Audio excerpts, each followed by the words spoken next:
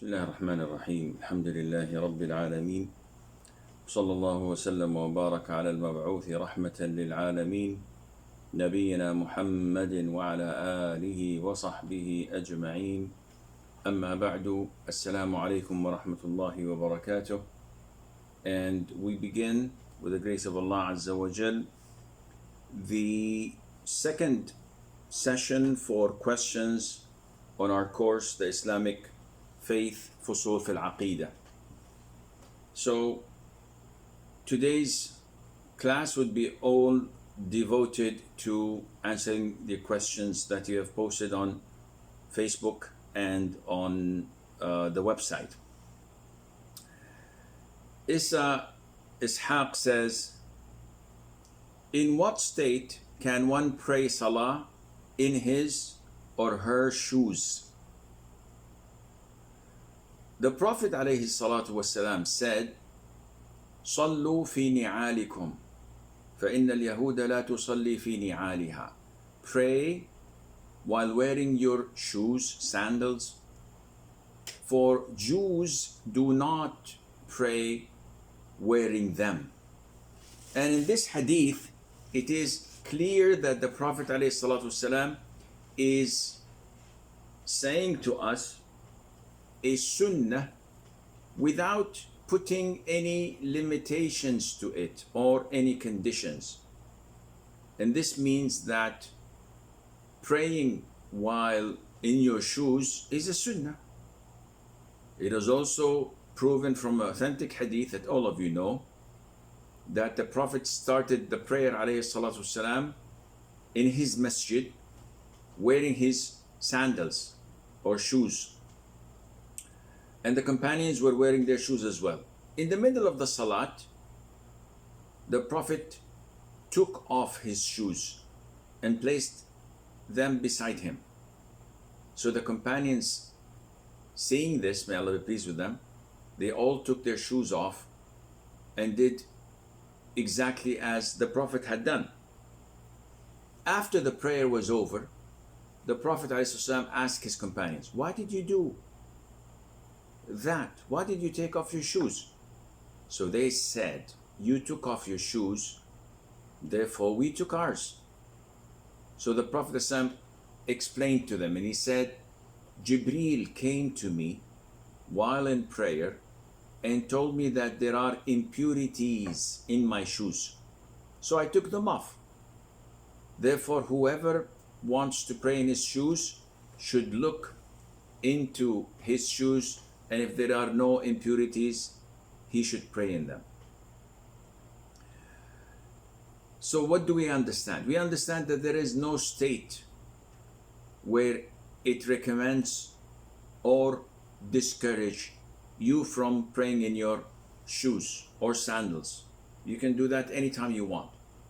However, nowadays, the vast majority of masjids are, the floor, the ground is covered by carpets that are constantly hoovered and cleaned. And the vast majority of Muslims don't know the ruling, don't know the sunnah. So if you were to come with your shoes, with whatever sand, soil, mud on them, nothing impure, but it would make the masjid's carpets and how it looks dirty. At the time of the Prophet ﷺ, they had no carpets, nothing on the ground. It was only sand and pebbles. So it didn't matter whether you were barefooted or wearing shoes. But nowadays it's a different story. So it is highly recommended to take them off, if not mandatory. But if you're praying in the in a mall, or in an airport, or in a hospital, or in the market, or in the streets, you do not need to take your shoes or sandals or slippers off at all. You can pray in them following the sunnah. Safana says, I ask dua like my particular property want to get sold quickly so that my debts will get closed. If I asked in this way, it is correct. I am afraid that Allah may have any other way to fulfill my debts. So if I ask in the same way above, then Allah will have different plan so that my way of dua get ignored, something get delayed or get delayed. Please help me out in this. I don't understand the question clearly, but let me try to give it a shot. So Safana is saying that I'd like Allah Azza wa Jal to assist me sell my property quickly so that I can pay off my debts. But I don't know what Allah has plans for me. So I'm afraid if I make dua, this would conflict with Allah's plans. And I don't want to anger Allah or to not wait for what Allah has in store for me. This is all nonsense, Safana. No one knows what Allah has in store for us. No one knows what Allah has predestined for us. So all what we can do is make dua and be content with the result. So if shaitan whispers in my ears and says, if you make dua that Allah helps you sell your plot, maybe this goes against Allah's plans, and 2 months later the property value would double and you will feel sorry and regret it. Okay, so I will not sell the plot. Then shaitan comes to you and says, well, if you don't sell the plot, the debt would be haunting you 24/7 and you will feel depressed, and maybe in 2 months time the prices and the values of property would go down and you would lose half of what you would have gotten if you were to sell it today. Do you think that this is logical, or this is plain and simple from shaitan? Definitely this is from shaitan messing with your head, and you should ignore that and not pay attention to it. Allah tells you to make dua. Whatever Allah has in plan for you, no one can force Allah to do what He does not want. So if there is good in it, it will take place. Allah will make it happen. If not, then your dua would not be answered. So be content with whatever Allah decrees for you, and inshallah you will have what you want. Samia says, my brother married a non-Muslim in court and not a nikah.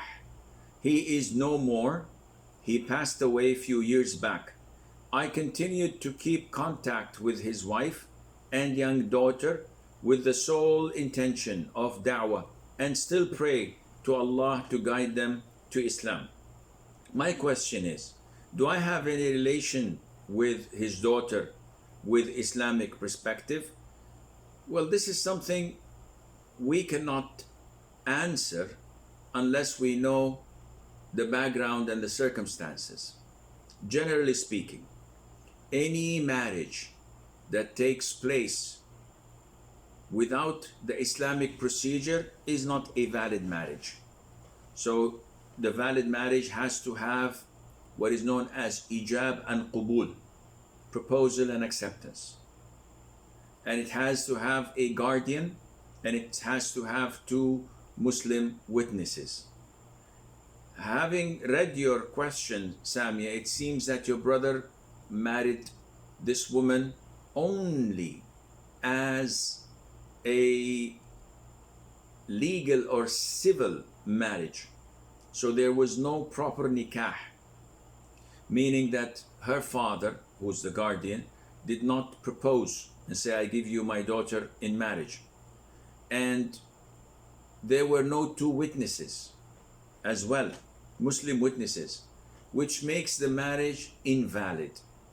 Now, having said that, if your brother thought that this was a legitimate marriage and he had zero knowledge of what nikah was. Some people don't know, they're so ignorant that they don't know what's the ruling. So let's assume that this woman was a Christian or a Jew, and he married her thinking that a civil marriage would be an Islamic marriage because nikah should only be with Muslim women. But due to the fact that she's not a Muslim, she's a Jew or a Christian, then he thought that this was valid. In this case, this marriage is not valid, but the girl whom he accepted as his own child and gave her his name, this marriage would be considered to be wat'u shubha, which means intercourse in doubt, meaning that he thought that she was his legitimate wife, and hence the daughter is his daughter. And if he were alive, we would have asked him to rectify his mistake by marrying an Islamic marriage. But due to the fact that he is deceased and he cannot rectify this anymore, I believe, inshallah, that she is his daughter and she is your niece. You can deal with her in such a fashion. But if the woman was not a Jew or a Christian, if she was a Hindu or an atheist, clearly declaring that she's not any of the three religions, Islam, Judaism, or Christianity, in this case, this girl was born out of wedlock and she has nothing to do with you or your family. Azleen Ahmed says,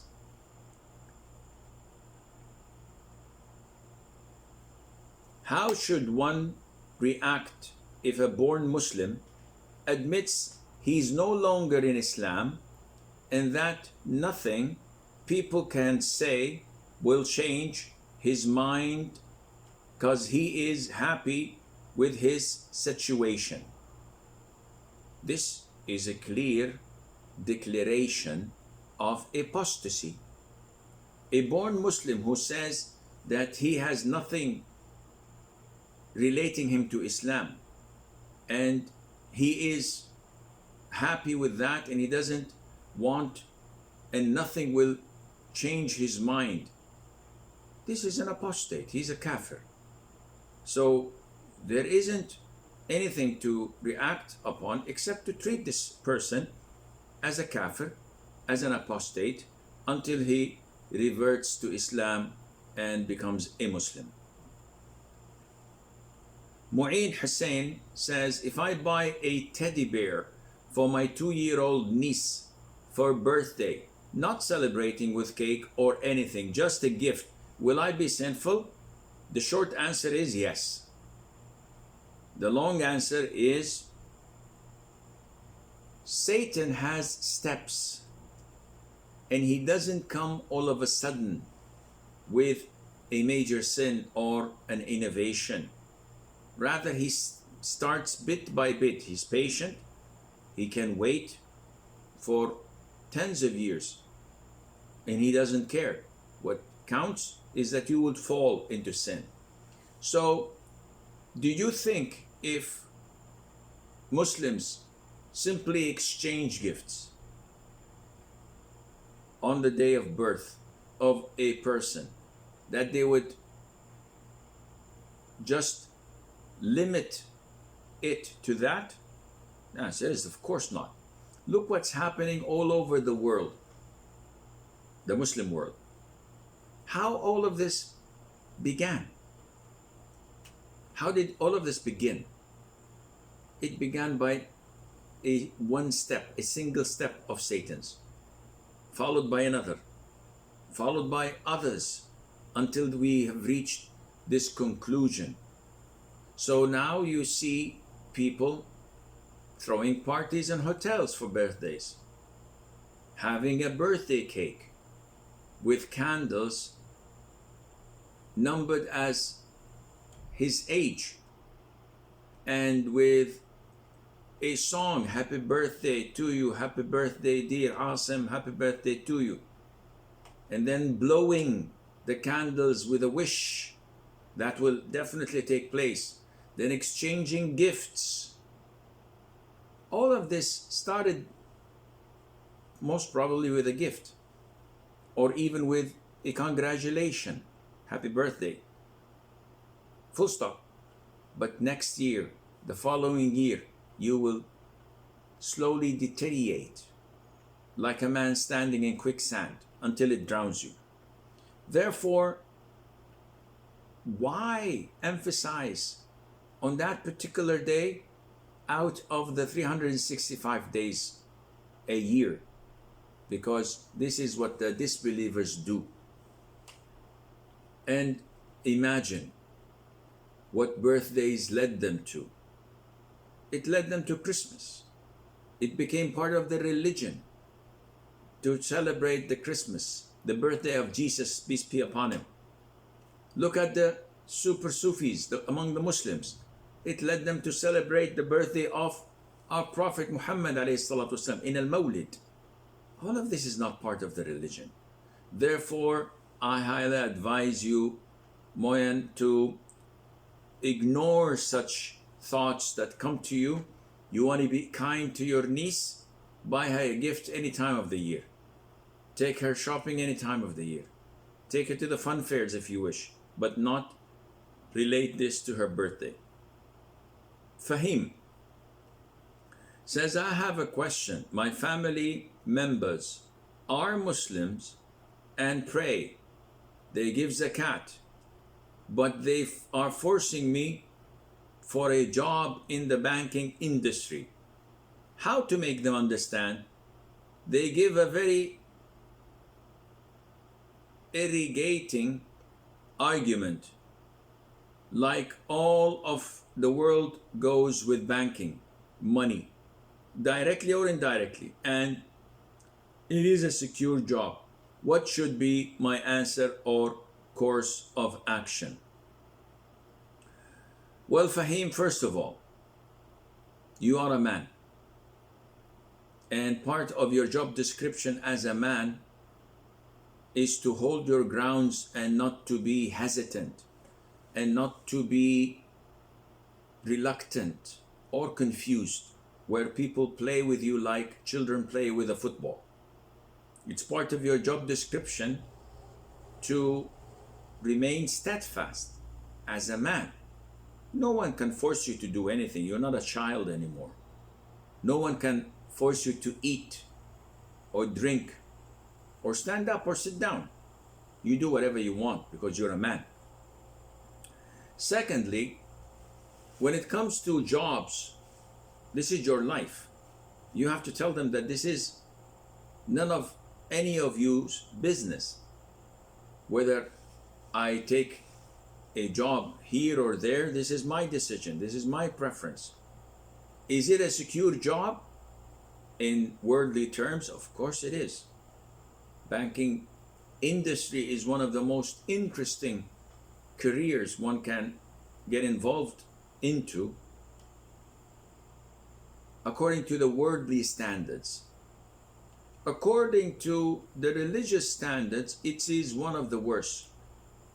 It's one of the worst because it is one of the 7 major sins in Islam, where Allah cursed the one who takes riba, that is the customer, and the one who gives riba, and that is the bank, depending which one is lending who, and the one who registers it, the accountant, and the 2 witnesses who are not charging anything, just doing it for the sake of Allah? No, they're doing it just for being the Good Samaritans.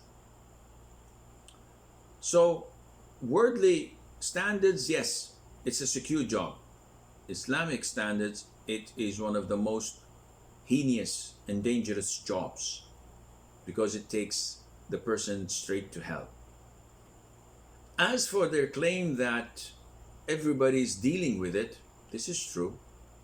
Also, everybody is indulged in haram, whether it is consuming haram income or smoking or abandoning salat, not praying it in the masjid, or free mixing, or indulging in illicit relationships, bribing, corruption. All over the world we see this. So just because the vast majority of people consume intoxicants, wine and whiskey and beer, etc., etc., doesn't make it halal. Allah says in the Quran, وَمَا أَكْثَرُ النَّاسِ وَلَوْ حَرَصْتَ بِمُؤْمِنِينَ.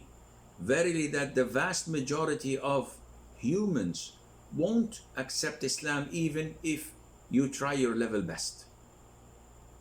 So the majority is not a criteria that we judge by. Logic, however, as we spoke about on Monday's class, last Monday, which is number 16, it's a very important lesson to listen to over and over again. What is your family doing? Giving precedence, giving a priority to their minds, to their logic and reason, or to the revelation of the Quran and the Sunnah? Without any doubt, they are saying that our logic and reason come first. And this is dangerous. This casts shades and shadows and doubts over their Islam. Are you telling me that what Allah has prohibited, and the Prophet cursed Islam those who deal with it, are you telling me that I should overlook this and put it behind me and work in such a job just because it pays well? Well, why would I do that? Why wouldn't I go for prostitution? That pays even more. Why don't I deal in drugs? That pays more and more. And maybe if I sell arms to different warring countries, I can make a lot of money. These are things that are un-Islamic, sinful, unethical. Just because it generates money doesn't make it halal. Just because everybody is dealing with it does not make it halal. So you have to try to convince your family to go back to the Quran and the Sunnah and to see what Allah wants and not what they want. Zayd Zubair says, is growing the beard and keeping our garments above the ankle wajib, or they are just sunnah? Someone told us that a man came to the Prophet ﷺ to abide by only the 5 pillars of Islam. When the man left, the Prophet said ﷺ, if he is true, he'll enter Jannah. He did not tell him about growing the beard and so on. Please help me out. Well, this is a great misunderstanding and unfortunate confusion that many of the laymen tend to circulate among the people to justify themselves shaving their beards and probably wearing long trousers. The hadith of the nomad who came to the Prophet ﷺ asking him about Islam. So he asked about the 5 pillars or the 4. So the Prophet told him about the Shahada. The Prophet ﷺ also told him about the prayer. The Prophet told him about fasting. And he did not, to my recollection, tell him about Hajj, which is a pillar of Islam. And when you look at the hadith, you will find that it highlighted the pillars of Islam, not all what is included in Islam in terms of do's and don'ts. So by the logic of these people talking to you, Zaid, if I were to say that hitting my parents and beating them up is okay, because the Prophet ﷺ did not mention it in this hadith. And he said that he will be successful and he will enter paradise if he was saying the truth. So does this make any sense? Of course not. And if a person also claims that all what is prohibited in Islam, it's okay to make, as long as I just pray and fast Ramadan and maybe give zakat. Because the Prophet said he has said the truth if he succeeded. And likewise, everything that is mandatory in Islam other than the prayer and fasting would be discluded. I would be disregarding it because the hadith did not mention it. No one says this in Islam at all. No one at all said this. All what they said was, this is the minimum requirement for entering paradise. So yes, you may just pray 5 times, fast Ramadan, give zakat, maybe perform Hajj once in a lifetime. But if you do any sin, if you abandon anything that is mandatory, such as being dutiful to your parents, such as not harming your neighbors, honoring your guests, being kind to your wife, being fair with your wives and your children, connecting your next of kin without severing it.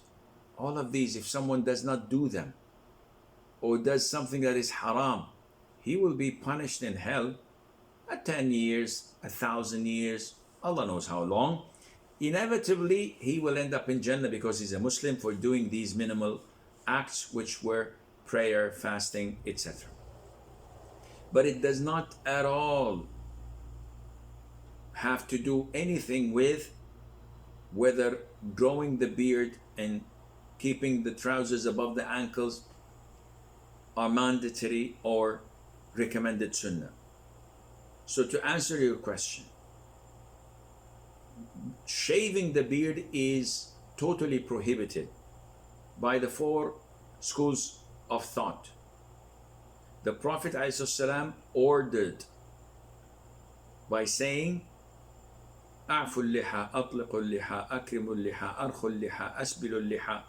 All of these words are verbs of order, telling you to let go, honor, leave, not touch in a sense. And all of these are in order form. It's like when your father says, go and fetch me my keys. And you're playing video games. And you say, yeah, sure. And you continue. And he says, didn't you hear what I say? And he says, yeah, I heard. And you continue. What do you expect to happen? He will spank you. He will beat the heck out of you. You have no justification to say that, why are you hitting me? I thought that you were telling me if you wish, if you want, go and get me the keys, but this is not an order. No, no one says this. Once the Prophet tells you to do something, this is a must. Unless there is another evidence reducing it from mandatory into recommended. Therefore, it is mandatory. Likewise, when the Prophet ﷺ threatens those who wear their trousers or garments underneath to exceed the ankle level by saying that it is in hell, it is punishable in hellfire. This is not intimidating you or please think about it. This is a promise. If you do this, you're going to be burnt in hell because of such a sin. So I hope this answers your question. Fatima says, I saw many Muslims, including myself, after making dua or supplication, wipe hands over face. Is this perceived by a fatwa or sunnah or whatever you call it?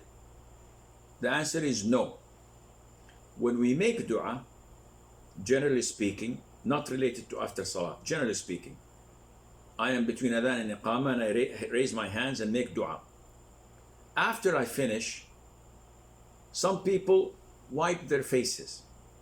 And this is not backed up by any authentic hadith. So the hadith that backs it up is not authentic. Hence, one should not do that. Now look at the steps of shaitan. How many times have you seen people not only wiping their faces, but rather wiping their whole bodies and every inch of it? I've seen many. How did this start? I personally have approached many. And usually I approach them with diplomacy because I know that I scare people. And many people told me that I have an intimidating face, very serious. Whoa, this is the face of a killer. So I go to them and say, Assalamu alaikum. And the guy says, Alaikum salam. I said, Akhi, would you accept a word of advice from an elder brother, or should I refrain? Immediately when they see you speak like this, so no. If they're younger, say, uncle, please, advise me. If he's a little bit older, he says, yeah, no problem. If he's way older, he says, Akhi, don't make yourself older, I'm older than you. So I broke the ice with the grace of Allah. So I would tell him, Akhi, I saw you do this. Do you know any hadith that backs it up? 99.9% says no, but I saw someone do this, so I thought that this is barakah, blah, blah, blah. I said, okay, I'll tell you the proper sunnah, and it's up to you to take it or not. The Prophet ﷺ would never do this except in two occasions. One, before going to bed, he used to cup his hands, blow, then recite the 3 quls and wipe over his body. Repeat this 3 times. Or whenever he felt pain or got sick, he used to do ruqya on himself by cupping his hands, reciting the 3 quls, then blow. See the opposite. Night athkaar or bedtime athkaar, we blow, then recite. In ruqya, we recite, then blow, and he would wipe over the area that aches him or hurts him. Never ever was it reported that the Prophet ﷺ wiped his face after salat or after dua or his body. So this is my advice. I apologize again for interrupting you and for intruding on your privacy like this, but I hope you forgive me. 100% would never argue and would say, Jazakallahu khayran, barakallahu feek, may Allah increase us in knowledge, I have learned from you. End of story. So always remember, when you have a hadith, people honor it, people value it. I never go and say, Sheikh so-and-so says, Sheikh so-and-so says. This makes some people retract a little bit, not accept. Unless you know that they're 100% okay with great scholars of Islam that you're quoting, then yes, this is a point of power that you can add to it. So in short, wiping the face after dua or invocation or supplication is an innovation. It's not valid. Yasser says, can I give gold as mahr to my wife? My parents plan to give a gold set and bangles to my wife to be, as it is a tradition in the subcontinent. I asked them to make it as mahr in the nikah documents. Is this permissible? The answer is yes. If the woman agrees to that, the answer would be yes. But if the woman says, I am not less than anyone else, your sister received a dowry in cash and gold sets from her parents-in-law. My brother got married and did the same thing. So by skipping the dowry and only expecting the gold set to be sufficient, this is permissible if she agrees to it. But if she sees it as an insult, then no, you should include the dowry. And most likely you're doing what you're doing for the sake of saving money. And that is a bit cheap, because the gold set is a gift from your parents. It's not mandatory upon them to give her. So if they don't want to give her, no problem, but your dowry is from you to your wife, and this is mandatory upon you, and Allah Azza wa Jal knows best. Latifa says, is signing an affidavit that does not mention the name of Allah haram?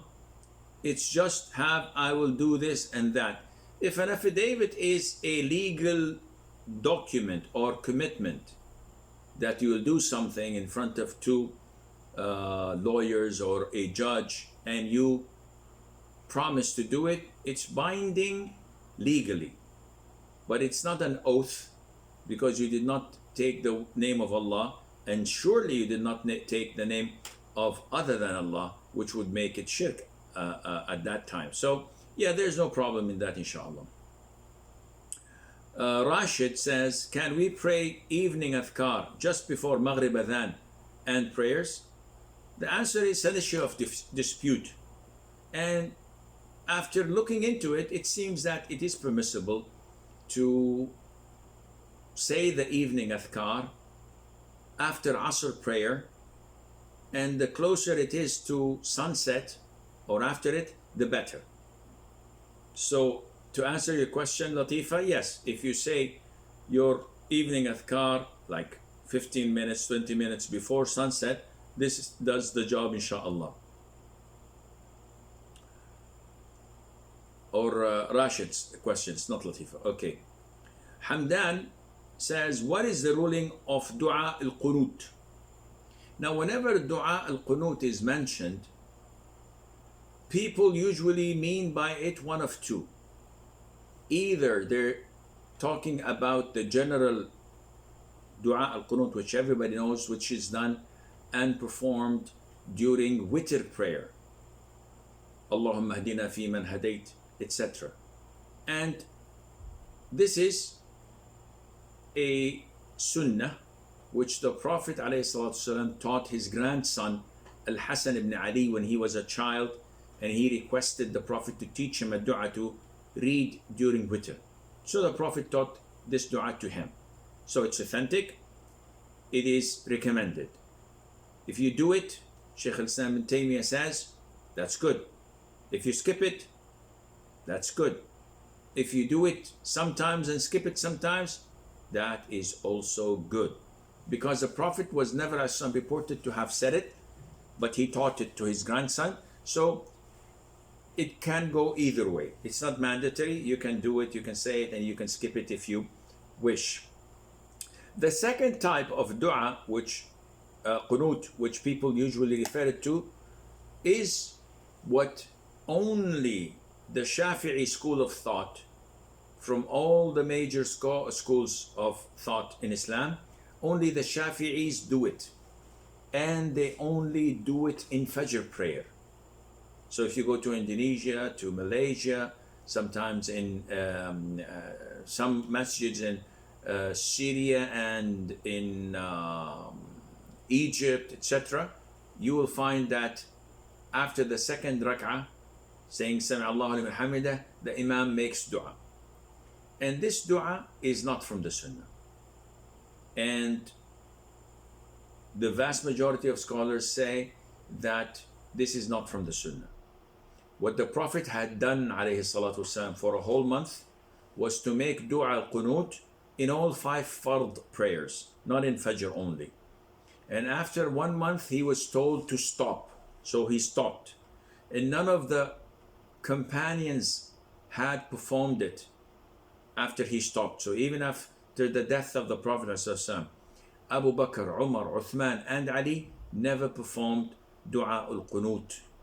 So what we obtain from this is that the Shafi'i school of thought is wrong big time in this issue. Now, what would I do if I go to Kuala Lumpur and I pray Fajr in the masjid and I see them offer Qunut and I am a follower? There's no problem in me raising my hands and saying Ameen to the dua, because they are following a reputable school of thought, though the verdict is wrong totally. But I wouldn't go to say that it invalidates the prayer or it is haram. This is the best of their knowledge, or to the best of their knowledge. Ma'suma says, tell me the ruling on Salatul Tawbah and Salatul Shukr. What should we say when we read Quran and dua came? Should we say Ameen during our tilawah? So these are two separate questions. The first question, what to say in Salatul Tawbah. Salatul Tawbah is like any other salah. 2 rak'ahs, you pray Fatiha and Surah and Tashahhud in the end, and you offer salam. You may in sujood ask Allah for forgiveness, but this was not mentioned in the salah. So the intention of seeking Allah's forgiveness and repentance when praying it and concluding it, that would be sufficient. As for Salatul Shukr, we've stated that many times that there is no specific salat of shukr, and this hadith is not authentic, so it is not something part of Islam to offer 2 rak'ahs of gratitude or shukr. As for what to say when there are du'as in the Quran, nothing. You just listen to it, especially if you are a follower. But if you are the Imam and you pass by an ayah where it mentions hellfire and torment of Allah, you seek refuge in Allah. And if you pass by an ayah of mercy and the mentioning of Jannah, you ask Allah from His grace and favors and blessing, and Allah Azza wa Jal knows best. Baffa Muhammad says, is it allowed for a Muslim young lady to speak about sexual harassment openly, like to enlighten people? First of all, it is totally prohibited to speak in front of men. So opposite gender is totally out of the question. Secondly, if she is addressing only females and she's truthful in what she's saying, and this does not include any exposure of her own sins, so she wouldn't say that I used to mix with men and I used to have a boyfriend, we used to go to school and this happened. This is exposing her sin. She should not address this. Thirdly, lots of these experiences when it comes to harassment may involve provoking lust and desire. You don't know who you are addressing when you speak about he did this to me and I did that and I tried to avoid it and he continued. You don't know what fantasies would go into the minds of those listening to you. So in a sense, I believe that such sharing of experiences to enlighten people is not healthy. You can simply abide by the Quran and the Sunnah. Teach girls not to free mix, not to communicate with non-mahram, to always protect their chastity and cover themselves properly even in front of mahram, and to avoid anything that is dubious or weird and strange. Uthman says, can we sell special spices designed to cook various meat dishes to non-Muslims? The answer is yes. Spices are spices. As long as they're halal and they're used by people in halal, there's nothing wrong in that. If you don't know whether they'll cook halal meat or haram meat with that, it's none of your business. You're selling spices. It's like someone coming to buy water from you, and you say, what are you going to use this water for? Are you going to by any chance make ice cubes so that you would drink it with your whiskey? This is not your business. Selling water is halal, that's it. Baushanara says, are we allowed to pray in the car when we are traveling due to its being difficult to come home and pray due to running out of prayer time? The answer is no. It is not permissible for a person who is capable of standing up to pray sitting down, unless there is a legitimate reason. The hadith of Imran ibn al-Husayn, the Prophet said, alayhi salatu wasalam, Salli qa'iman. You must pray. This is a pillar that you pray standing up. So if you're in a car, simply stop the car and pray on time, on the road, in a park, at the parking lot, at a masjid, whatever. But don't continue to drive or to pray sitting down without a legitimate reason. Princess says, as a woman, am I allowed to answer the salams of greetings of non-mahram? If there is no fitna, no problem. If you are in a supermarket, or if you are in a family gathering and someone non-mahram says assalamu alaikum, you say alaikum salam. There's no fitna. But if it's one-to-one, there's no one other than you two, that is a great place for fitna. You should not answer that person. You should not be there in the first place, and Allah knows best. Muhajjabeen says, can you please describe the term Tashbeeh? I think she means Tashbeeh, not Tasbeeh. Tasbeeh is to say Subhanallah. Tashbeeh is to simulate or to give similarity to something. And if anyone point his own body parts while talking about any attributes of Allah, will it be considered as tashbeeh? Like one is talking about Allah's hands or eyes and pointing to his hands or keeping his finger on his eyes. So does this come under tashbeeh? If not, then what is it? First of all, Allah stated in the Quran that there is nothing similar to him, unto him. There's nothing like him, Azza wa Jal. Which means that no one can give any similarity to Allah. Now, this is a general rule. When we speak about, for example, the hearts of humans are between two fingers of Allah's fingers, flipping them as He wishes.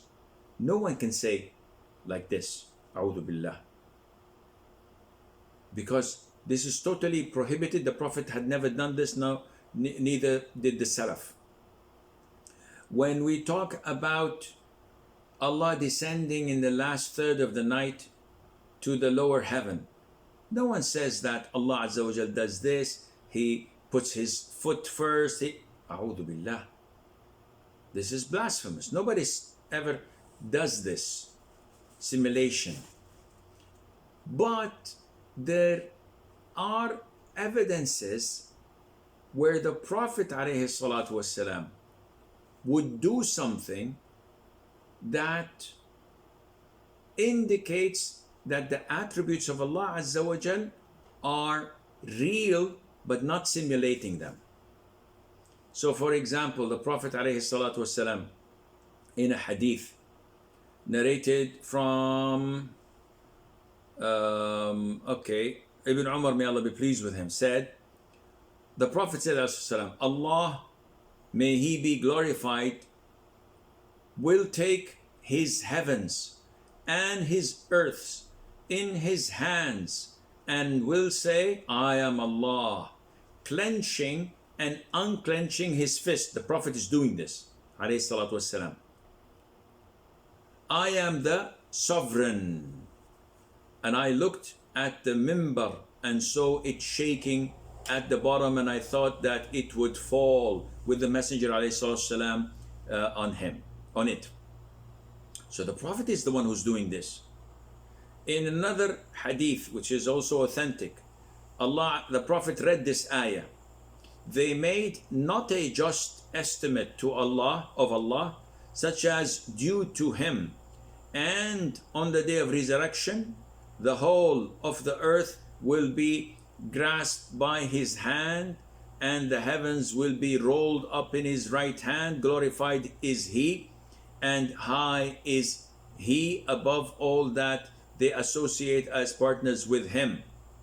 And the Prophet ﷺ was gesturing like this with his hand, moving it back and forth. Allah Azza wa Jal also said in another ayah, let me try to find it. In another hadith, the Prophet ﷺ read the ayah of Surah An-Nisa, and in the end it says, Inna Allah kana sami'an basira. Allah was all hearing, all seeing. And the Prophet did this, putting his thumb on his ear and his index finger on his eyes. So some ignorant people thought that this was simulating. And a'udhu billah, how could this be when the Prophet ﷺ himself read to us Allah's ayah? There is nothing like Him, and He is all hearer, all seer. Nothing like Him. So what was the Prophet doing when he was clenching and unclenching his fist, and when he was putting his fingers on his ear and eyes? The scholars say that this is to prove that this is actual attribute and not what some people would manipulate and distort the meaning. Lots of the Ash'aris and the Mu'tazila and the Jahmiyyah say that the hearing and seeing is metaphorical and it is only knowledge. And they say that Allah's hand is metaphorical. Allah does not have a hand. And it's Allah's power.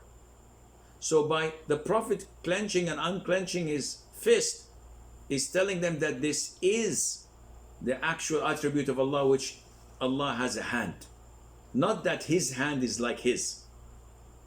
So this is only to prove to the people that the actual attribute exists. How? We don't know. How? What is it similar to? We don't know. Can we give an imitation of it? We cannot. And all of this is well established from the Quran and from the Sunnah. And I hope this answers your question. Saif says, is it permissible to work in a supermarket that sells cigarettes? The answer is, if you have nothing to do with loading and unloading, selling or handling, cashing or moving cigarettes or haram items, then your job is halal. Most people work in the groceries, which is halal, or work in the vegetables and fruits section, which is halal, or deal with electronics, which is halal. When it comes to cigarettes, if you're a cashier, you cannot work there. If you are a porter or a laborer that carries the boxes and put them on the shelves, etc., no, you should not deal with that because it is haram for you. Zed says, is this allowed when you want to buy something like a land, for example, and you don't have cash, but you can go to the bank and the bank pays for the land and you start to pay the bank? Is this not riba? I was in an Islamic bank or an Islamic dars, and the Sheikh told us that that's okay. Please help me out. No, this is not okay. And I am 100% certain that you misunderstood what your Sheikh said. Selling and buying should be done by two parties.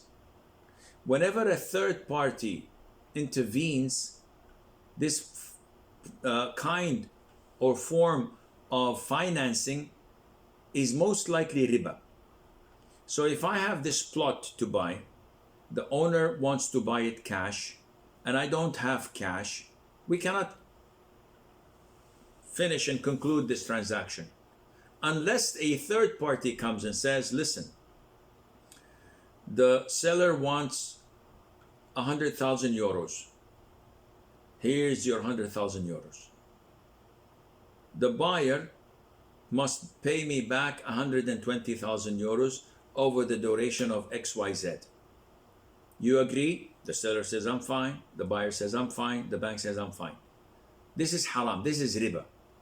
Definitely your teacher did not mean this when he was teaching his dars. When will it be permissible?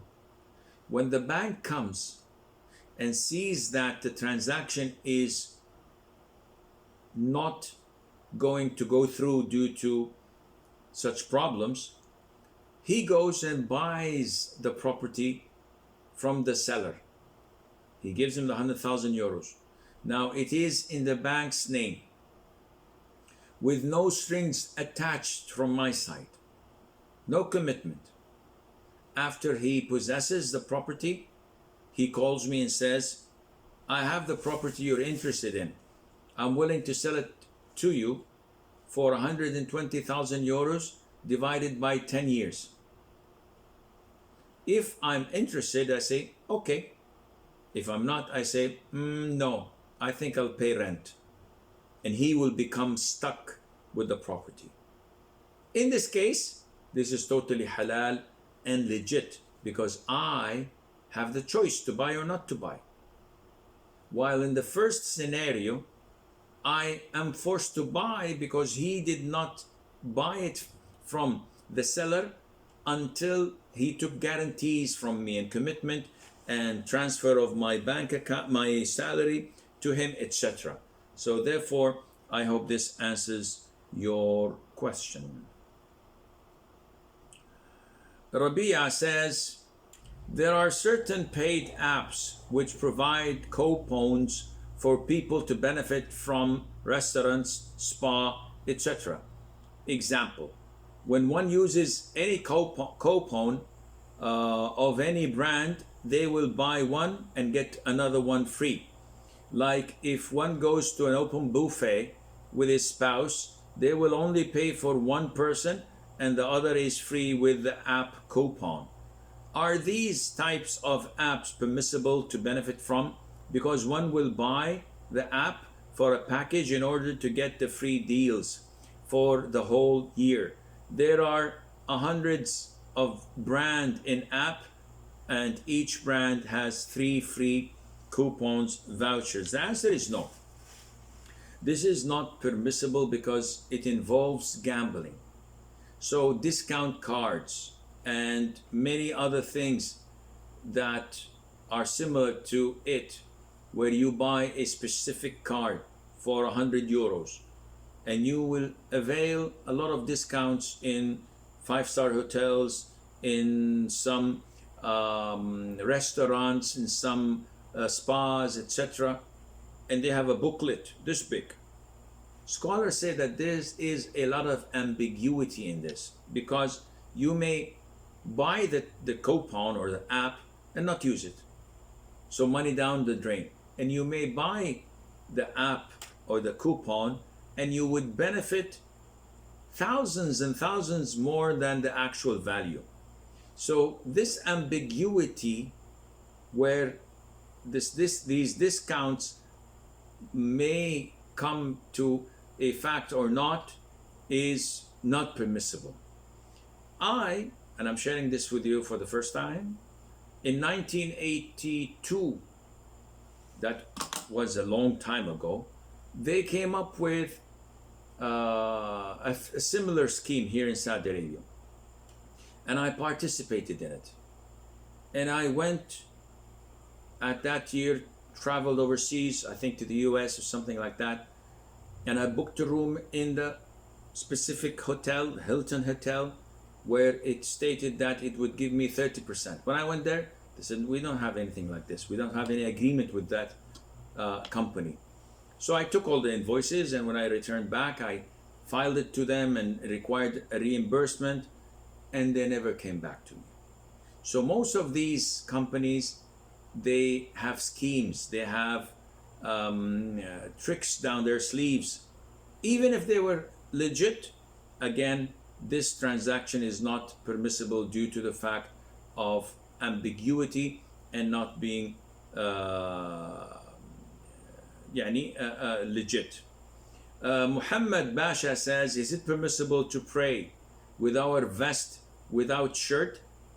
Muhammad, a man can pray as long as he's covering his shoulders without any problem. There's no need to have a shirt underneath, and Allah knows best. And finally, the name is in Tamil, so I cannot read it. Sheikh, does women need to untie their hair during wudu for mash of the head, for wiping over their head? The answer is no.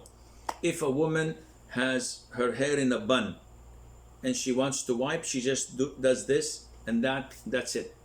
If she has her hair with a ribbon or something like a claw, I don't know what they call it, and she wipes over that, there is no problem.